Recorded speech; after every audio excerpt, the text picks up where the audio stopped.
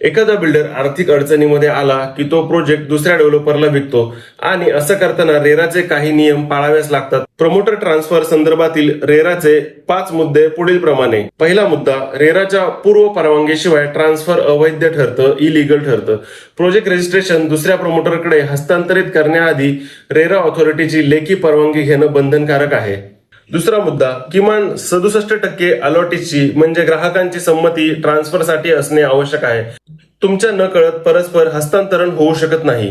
तिसरा पॉइंट, तुमचं जुनं अग्रीमेंट रद्द होत नाही. प्रोजेक्टची ओनरशिप बदलली तरी सुद्धा तुमचा मूळ अग्रीमेंट जो डेव्हलपर सोबत झालेला आहे त्यातील अटी आणि पोजेशनची डेट कायम लागू राहते. नवीन डेव्हलपरला त्या स्वीकाराव्या लागतात आणि जर लेट झाला तर तुम्हाला कॉम्पेन्सेशन अग्रीमेंट मधील तारखेनुसारच भेटतं.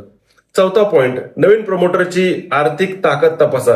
ट्रान्सफर होणार असेल तर तुमचा कन्सेंट संमती देण्याआधी नवीन डेव्हलपरचा ट्रॅक रेकॉर्ड तपासा. त्याची आर्थिक स्थिती तपासण्याचा तुम्हाला पुरेपूर अधिकार आहे.